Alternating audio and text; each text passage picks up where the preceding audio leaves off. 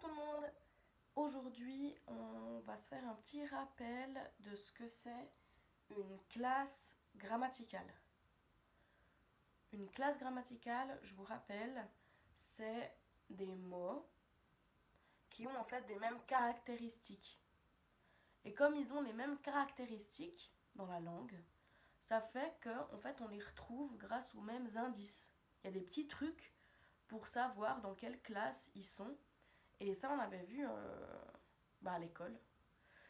Et j'aimerais bien qu'on se rappelle de ça parce qu'on va faire un peu des exercices ces prochaines semaines par rapport à ça.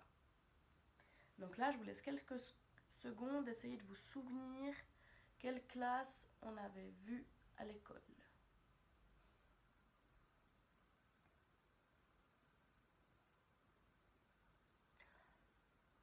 On avait vu une classe super importante. C'est la classe des noms. Il faut que vous vous rappeliez aussi que les noms, il y en a plusieurs sortes. Il y a deux sortes en fait. Je vais mettre ici. Hop.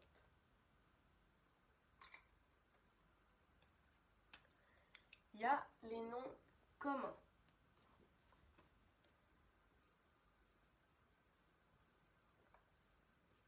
Je vais écrire juste, c'est mieux. Les noms communs. Les noms communs, on les reconnaît parce que... Essayez de vous souvenir comment on reconnaît les noms communs.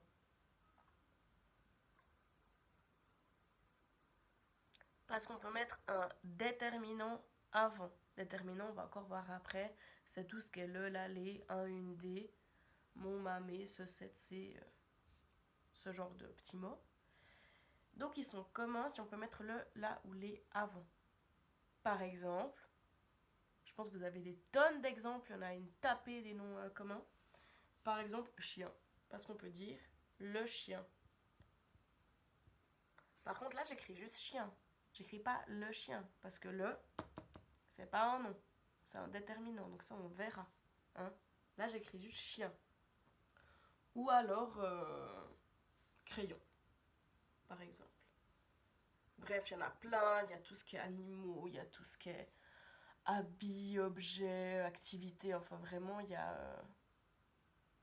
y en a plein, vraiment, dans la langue française, il y a beaucoup, beaucoup de noms communs. Et puis, l'autre sorte, il y a les noms communs et puis les noms. Je vais prendre un autre bleu, j'ai deux bleus, je vais profiter. Hop.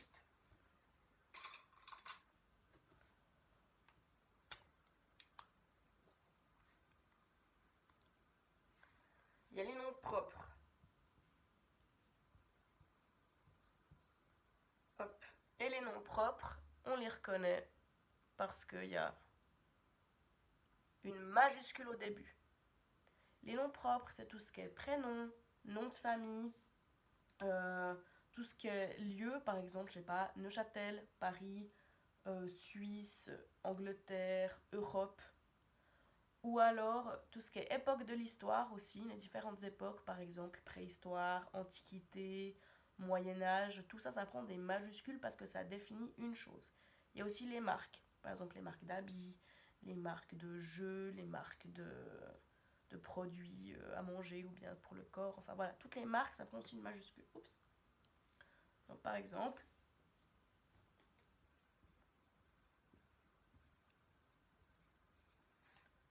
Johan, c'est un nom propre, c'est mon prénom. Tous vos prénoms, ce sont des noms propres. Tous vos noms de famille, ce sont des noms propres aussi. Ou bien alors, Neuchâtel. Avec toujours cette majuscule au début qu'il faut surtout pas oublier. Ça, c'était les noms. Comme je vous disais, avant les noms communs, qu'est-ce qu'on peut mettre avant un nom commun? C'est notre deuxième classe. Un déterminant. Alors, je vais le mettre là. Normalement, j'ai un M en jaune, ça tombe bien. Je vais mettre comment ici. Hop. Un déterminant. Là, il va falloir que je soulève un petit peu. Je vais mettre mes jambes comme ça. Hop. ça marche pas. Si, ça marche. Un déterminant. Est-ce que vous avez là des exemples de déterminants? Je vais tenter un truc d'écrire en jaune. Je crois qu'à l'écran, ça rend mieux qu'à l'école, parce qu'à l'école, on ne voyait rien avec le jaune. Je tente. Ok, on voit rien. Super. Je vais faire en noir, du coup. Donc, déterminant, par exemple,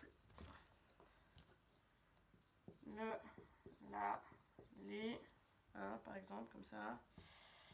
Un, une, des, par exemple.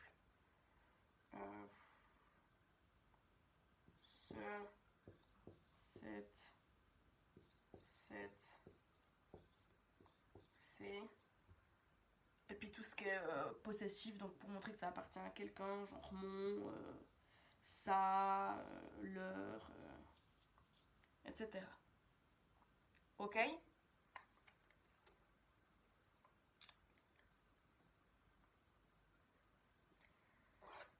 Les déterminants qui sont avant les noms communs, ils nous servent à savoir si un mot il est féminin ou masculin, par exemple. Si on ne sait pas, par exemple, chien, si c'est masculin ou féminin, on se demande est-ce qu'on dit le ou la chien. On dit le chien, donc ce sera masculin. Donc les déterminants, ils nous aident par rapport au nom à savoir s'ils sont masculins ou féminins, donc leur genre, et ils aident aussi à savoir si c'est singulier ou pluriel, donc le nombre, si on n'a qu'un, ou si on a plusieurs. Puis si on a plusieurs, ça va être genre les, des, ces, quoi, les, des, ces, mes, tes, nos, vos. De toute façon, on verra parce qu'aussi, avec le nom commun, lui aussi, il s'accorde. Hein.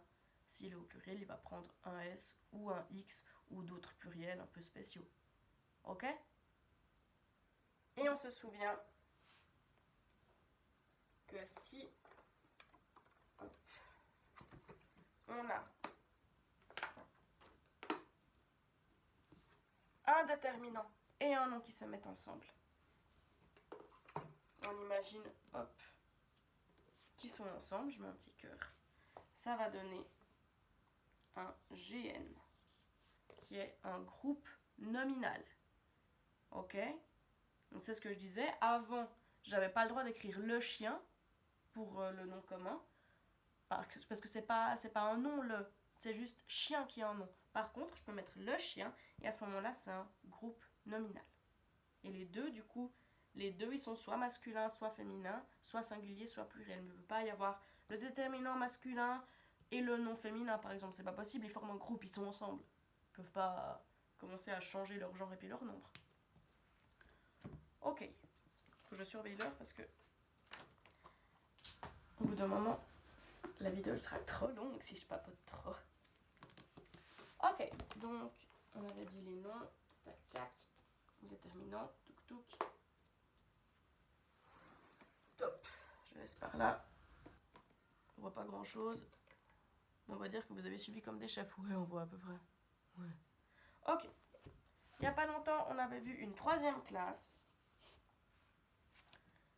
Je vous avais fait toute une introduction avec des panneaux interdits. Ne pas, ta ta ta. Et ça, c'était pour les verbes. Hop. Les verbes, ça sert à définir. Hop, là, bah dis donc. Ça sert à définir des actions, des états, des processus, plein de choses comme ça, des faits. Et ceux-là, on peut les reconnaître. Alors, les reconnaître juste comme ça, on peut soit les reconnaître dans une phrase, mais ça on a déjà vu, hein, c'est avec le ne pas. Et pour savoir si un mot c'est un verbe, parce que souvent on vous donne l'infinitif. Donc l'infinitif c'est quand c'est pas encore conjugué. Et pour les trouver, on peut utiliser ne pas ta ta ta. Par exemple, si quelqu'un, vous allez dans un, dans un parc, il y a une pelouse et bah, les personnes ne veulent pas que les gens aillent dessus parce que sinon ça va la gâcher. Du coup, ils mettent en panneau ne pas marcher. Par exemple, marcher, du coup, c'est un verbe.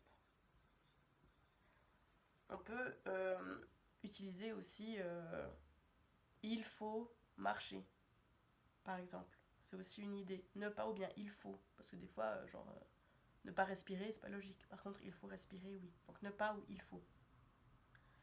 Puis après, on sait que du coup, si on a par exemple le mot chien, qu'on avait mis avant pour un nom commun, il faut chien ou bien ne pas chien, ça veut rien dire. Par exemple, marcher, on a être, avoir, par exemple, chanter. Des verbes, il y en a aussi beaucoup et ça va être super important après pour faire des super phrases qui ont du sens. Juste avant qu'on soit en confinement, pendant un pointage de français, on avait juste vu une dernière classe qui sont les pronoms personnels qui vont être hyper importants pour les verbes aussi. Forcément, j'ai pas de main en violet, sinon ce serait trop facile. Mais par contre, oh non, mais trop nul, j'avais des petits aimants sans rien. Tant pis. Bon, bah quitte à faire n'importe quoi. Non, il est là. C'est bon. Hop.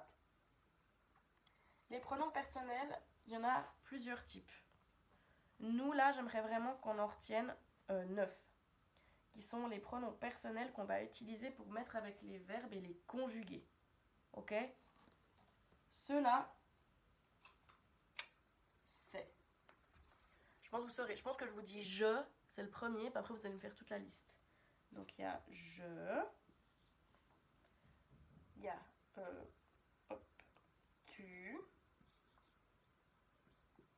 il, elle, on, nous, vous, il au pluriel et elle au pluriel. Hop. Ça, c'est les pronoms personnels que nous, on va utiliser. C'est les formes simples qu'on va utiliser pour mettre avec les verbes. Ça veut dire qu'en fait, on peut après prendre un pronom et puis un verbe. Et puis après, bah, vous verrez, les terminaisons, ce ne sera pas les mêmes. On verra la semaine prochaine. Mais après, on peut dire je marche, tu marches, il chante, elle chante, on chante, nous marchons, vous marchez, il chante, elle chante. Après, on a des verbes un peu spéciaux, genre être et avoir, c'est ceux qu'on utilise tout le temps, mais ils sont un peu spéciaux, donc ça, on les verra aussi. Voilà, comme ça, on se fait un petit rappel sur ces classes grammaticales. Et dans la vidéo, juste après, on va juste s'exercer à classer certains mots dans certaines classes. Voilà, j'espère que ça vous a aidé, et puis j'espère qu'on se voit bientôt. Bye bye!